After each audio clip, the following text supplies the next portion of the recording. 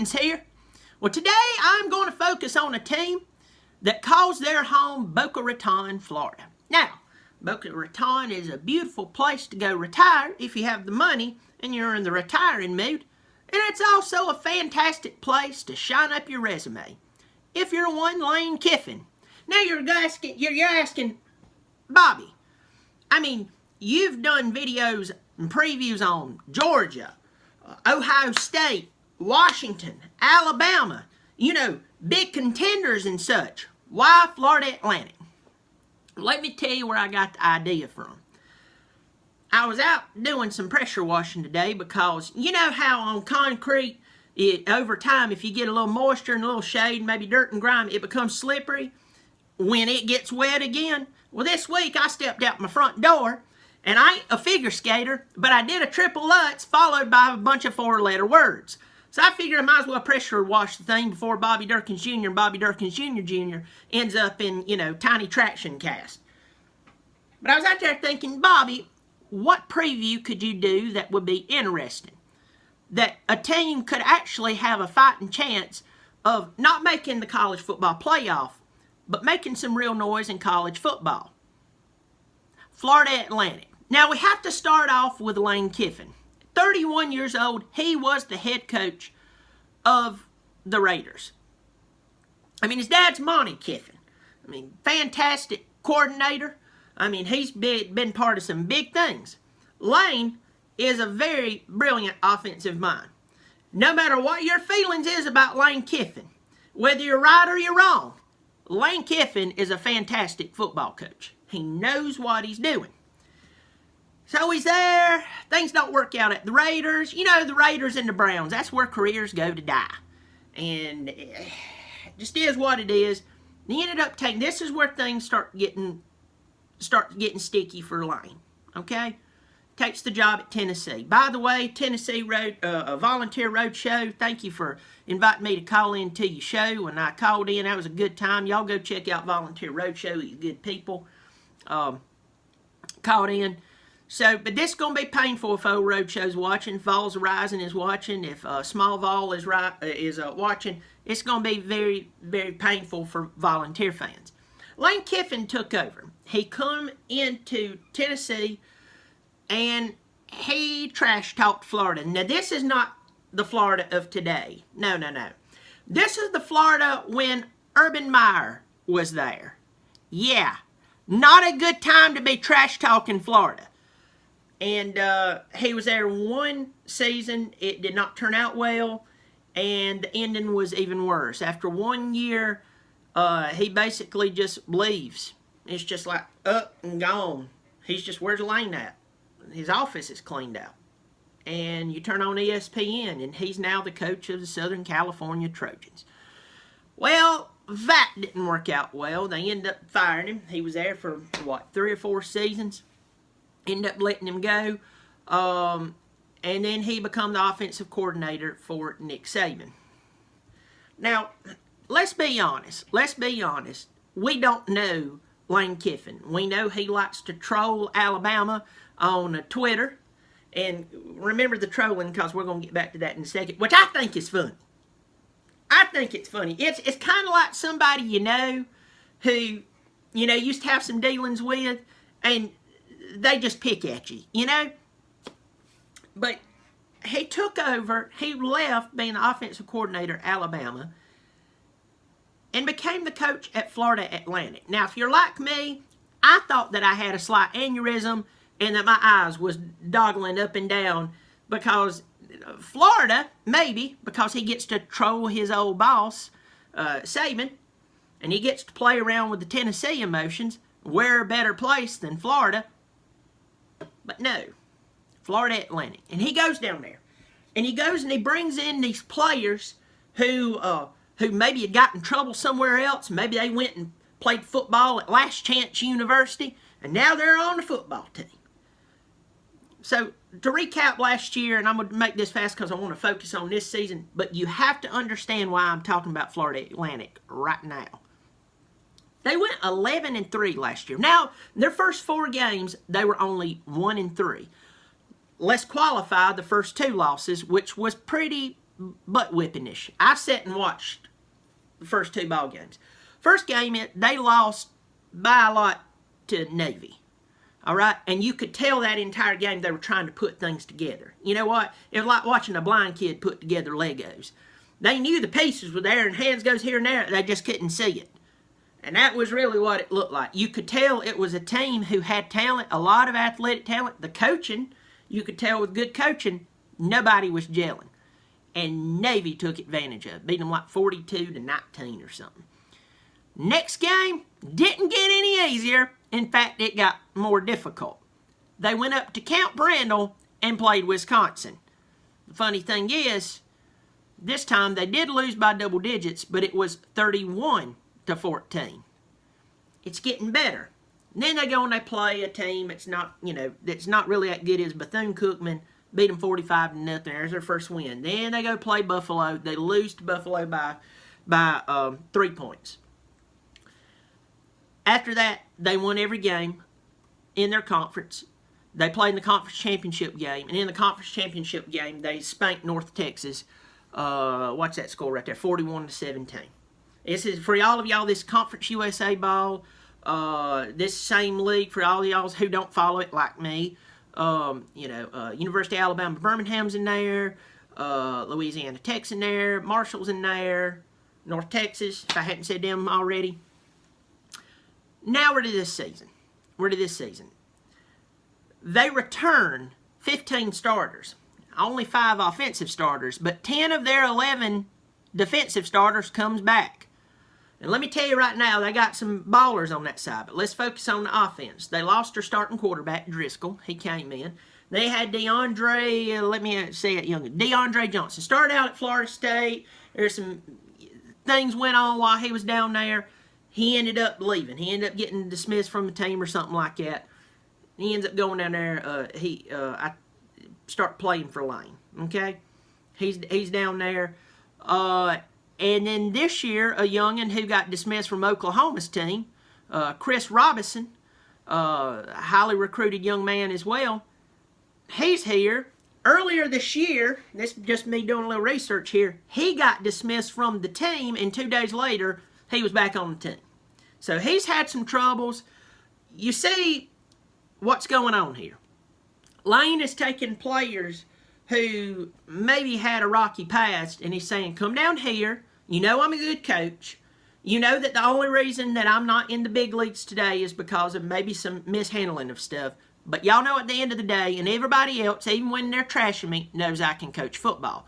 So come down here. You'll play well. You'll get coached well. Remember, I was just at Bama. If I was bad, do you think that Saban would have put me as his offensive coordinator? The answer is no. No. Okay?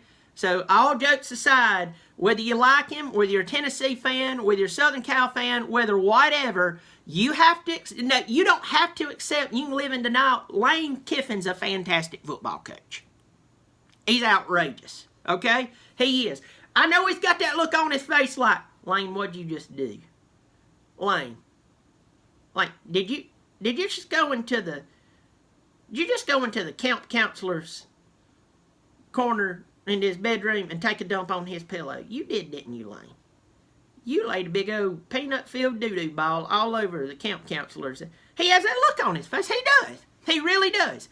He does. He looks like he's a frat boy who's just kind of sitting there grinning, and you know he's done something to your car, or I don't know, you put a rabid squirrel in there. He has that look. And that's why people pick on him.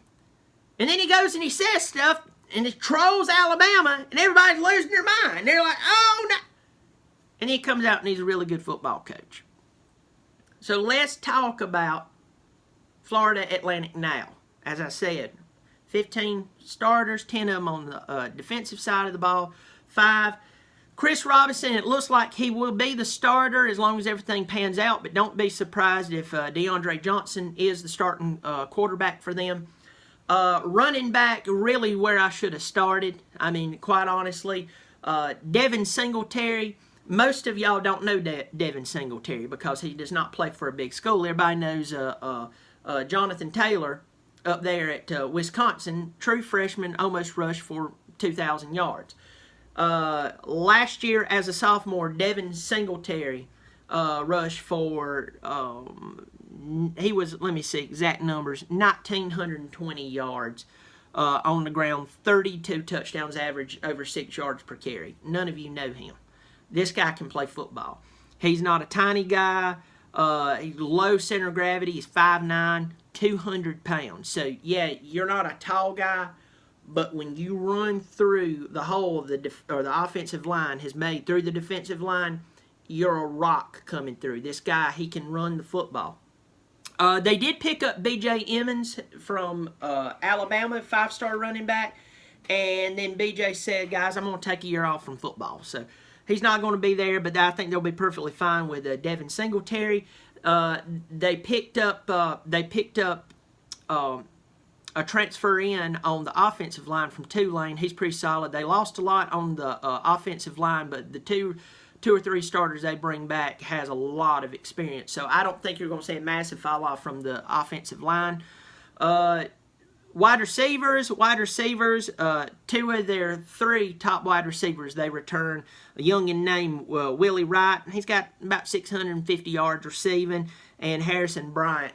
They're coming back as well. They're going to be playing. Those youngins, they can play. They can definitely play football. Also got West Virginia transfer Jovan Durante. Love it when there's an E on the end because you never know when to say it or when not to. He'll be playing for them. Okay, so they're not dead in the water on offense, and they have Lane calling plays. So you got two quarterbacks who are highly recruited. You've got a talented running back behind you. You know that they've been tempering and working with those wide receivers, and they've been focusing on the offensive line to stay engaged and not be dead weight, just a bunch of wasted flesh holding down Social Security numbers getting taxed. You know what I'm saying? Now we go to the defensive side of the ball. Well, look at these youngins. They know how to play. I'm going to speed this up a little bit. They're led by Aziz Al-Shazir. I want to say Al Jazeera TV. No. Aziz Al-Shazir, or however the heck you say his name. All I know is a youngin can play football. This guy, 147 tackles. He is nuts. He's a middle linebacker. I think that he'll end up playing on Sundays. He's 6'2", 228 pounds. Might want to put on another 20 pounds to play in the big leagues, but I wouldn't be surprised if by football season in the next couple of weeks he might put on an extra couple of pounds. You got to look at Rashad Smith. You got to look at Jalen Young. You got to look at Chris Tooley. You got to look at I'm telling you, I could just sit here and name out names. They have the defensive prowess to be able to do some good things. Let's jump into their schedule, and let's look at this. I know this video is a little longer. Y'all just stick with me because I really want to focus on just this team and what they can do. Now, I did check today, and today is July the 28th, so it's really, really early. A lot of good or bad things can happen between now and then. But I looked at early Vegas odds for college football games. And this one, their very first game is not easy. It's in Norman, Oklahoma, playing the Oklahoma Sooners. Lincoln Riley, we know he can coach. We know that they have the talent there. But you can't tell me that Lane Kiffin hadn't been eyeing at this game, talking trash to his own boys, going, guys, you realize that everybody says we don't have a chance. And what better way than to ruin Oklahoma's college football playoff run than to beat them at their house. I mean, that's Lane Kiffin style, right? You know, he's just going to troll them. He's going to play around with them, keep that little smirk on his face, and I'll guarantee you he's going to walk into Norman believing he's going to beat them. Vegas says he's a 21-point underdog. If there is one game that I believe that I could take $100 out and say that the underdog could actually pull off the upset, it would be this one game. This one game. Sorry, I had a moment there. I about started twitching. I believe Oklahoma's going to win it. When I my very first preview was Oklahoma, I said I believe that they were going to win that game, but I said be careful, Lane Kiffin's on the sideline. People forget the power of someone who has the headset on if they're brilliant or not. You can take, and we've seen this with several teams. I could start naming out, and it would just be an insult to their coach. They had talent upon talent. I mean, an embarrassment of riches, so to speak. And you could have put God at quarterback, and they'd still found a way to lose. It's happened. That's why coaching changes happen. You're like, you had all the facilities, you had all the players, you had everything, and you still could only win 7 or 8 games, 9 games, even with an easier schedule. Yeah, you're fired. And then they pay, the payout's $3 million. They're not in a cheese line. Don't feel sorry for them. This is a deal. Lane Kiffin can coach football. If I'm Oklahoma, I better be ready for this ball game. And I think they will, but I'm just telling you, upset alert, major upset alert. That's the game I'd be concerned about. Next game, they're going to play Air Force. I think they're going to beat Air Force. I think Lane's going to laugh at their offense, and then he's going to beat them. Next game, Bethune-Cookman. You beat them last year 45-0. I think you'll match that or better this year because guess what? You've had more time. Then you're at UCF. I would tell you this, all the big games that they have to play is away. At Oklahoma, at University of Central Florida. University of Central Florida, they're coming off a historical season. So at the end of the day, these boys are playing and they've got some talent still there, quarterback still there. I'm going to call the upset that Lane Kiffin, as long as everything stays healthy, everybody stays healthy, stays out of jail, you're going to go to Central Florida, and I think this one you're going to beat them at their house. You're going to beat them, and I think that it's going to be interesting that you beat them. Next game at Middle Tennessee. Great Jazz School, you're not going to beat Florida Atlantic. Florida Atlantic's going to win this game. Next, you're going to play Old Dominion. You're going to beat them. You have a week off. You're at Marshall. That's going to be a tough game. You're going to beat Marshall at Marshall. Louisiana Tech, you're going to beat Louisiana Tech. You're going to drive on down the road to Florida International. That's nice. One letter separating you from FAU, but in this case, the A is going to win. You're going to beat the I. You're going to tear them up. You play Western Kentucky, you're going to beat them. Then you're going to play at North Texas. North Texas, quite honestly, I mean, I think you gotta stay focused, but with the talent and the coaching, you're going to win. Then Charlotte goes all the way down there. Charlotte, no problem with them.